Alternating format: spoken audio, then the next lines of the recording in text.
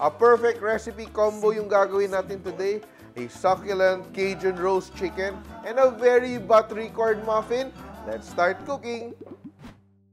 So, very simple yung gagawin natin. Meron tayong chicken. Ito siya. Cut into 4. Salted na siya. Inasinan ko na siya earlier. And we will make a very lovely glaze. We will combine tomato paste, honey.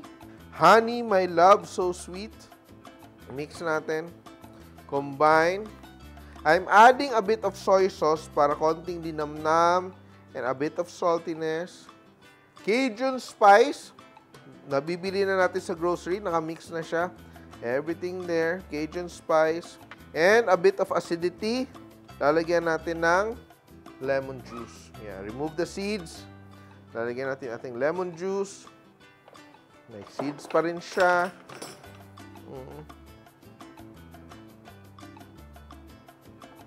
And let's add a little bit of vegetable oil or olive oil. Around 2 tablespoons will do.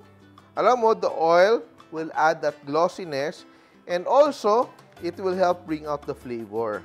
Very thick, no? Very rich. So, yung gagawin natin, we will put half aside, ang kalahati, tatabi natin to glaze our chicken later. And the other half, gagawin natin dito, we will use to marinate our pieces of chicken. So, you can do this ahead of time, ha? Yan. If you marinate this overnight, oh my God, ang sarap. And ito siya, I did not add salt na sa aking marinate because, di ba sabi ko kanina, my chicken is already properly salted. So, my chicken was salted with 2 teaspoons of salt and I just left it here mga 15 minutes. And after a few minutes, you can put it in your baking pan. Do that. Arrange, arrange. Very easy to do. Excess natin na marinade, pour over. You can also do this in your air fryer. Meron akong brush just to spread it evenly. And I preheated my oven to 180 degrees Celsius and I will bake it for around 30 minutes. Hello mga ka-Simpol! Don't forget to grab copies of my Simpol Cookbooks available on Lazada and Shopee in the Philippines and on Amazon internationally. Add to cart na. So ngayon naman, while waiting for our chicken to cook, look at that, it's so beautiful and sobrang bango dito sa aking kusina. But we will prepare our corn muffins while waiting and it's so simple to do. And ang importante lang talaga dito ng ingredient, yung ating corn grits or cornmeal na sometimes mahirap siya hanapin. So yung gagawin mo, kung wala kang mabili, bumili ka ng corn flakes at i-blender mo, then bigla ka ng may cornmeal. Kasi you want that parang gritty texture, no? So, yan ang ating sekreto. Yan. Melted butter. Para malinamnam, kung wala kayong melted butter, wala kayong butter, you can use oil. Sugar. Yan. Blend natin. Ilalagyan natin ng eggs. 1 by 1 na eggs. Egg 1. O, di ba? Then, egg. Second egg. Yan.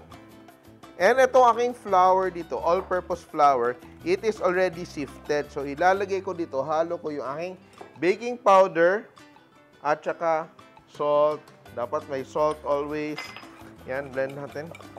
Lalagyan na rin natin yung ating cornmeal or yung ating corn grits or yung gamit ko, blended corn flakes. And ito siya, nabibili mo din siya for some chunkiness, ating cream of corn. Yan. Yan. Ito naman, i-mix naman natin. Linis yung ating spatula. Combine everything evenly. You can add here pimiento, di ba? You can add here cheese. So, it really depends on you kung ano yung gusto mong i-gawin, i-mix. Mix 1, mix, toss. And meron akong milk dito. Lalagyan ko siya ng konting suka para maging sour cream. Mas malinamnam siya. Now, I will combine my sourd milk, half. Diba, ang dali lang ng buhay. Di mo kailangan ng mixer. Yan. And sobrang bango na ng aking chicken wait. Oh, maluluto na siya. That's very nice. Then I have here cupcake pans and it's already greased. Pero I will check on my chicken. Look at that. Paluto na siya. Look at that. Diba, ang ganda niya. More beautiful, no? So, yan. Ito aking brush is bago siyang hugas, ha. So, I'm using a new brush for this. Yan. Put it back in the oven for the last few minutes to glaze up. And I'm ready. Ito siya. Let's fill our pans with our batter. You can also do this in your air fryer, no, yung muffins natin. Corn muffins. And our chicken is done. Sobrang ganda. Look at that, no?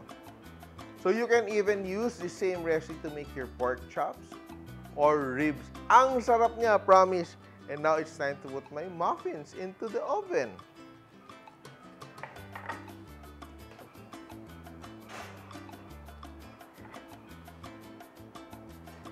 And my corn muffins are done. Look at that. Ang ganda.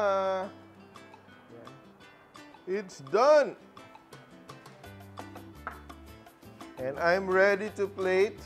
Ganda ng rice natin. Rice is life. Bango, no? Ng rice natin. Then, lalagyan natin yung ating chicken, isang petso, at saka isang paa. O, di ba? Very nice.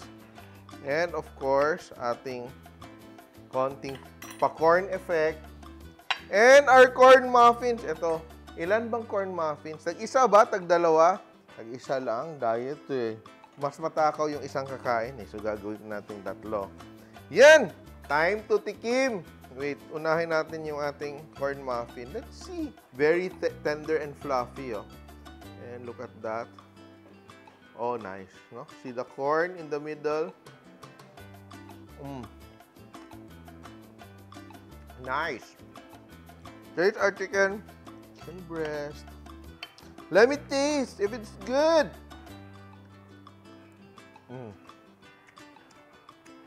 Sarap niya. You can prepare this for a special family treat this weekend.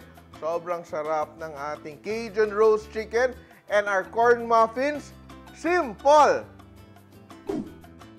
Please like and share my videos. And if you like more recipes like this, please click here to subscribe. And don't forget to hit the bell button to get notified. Simple!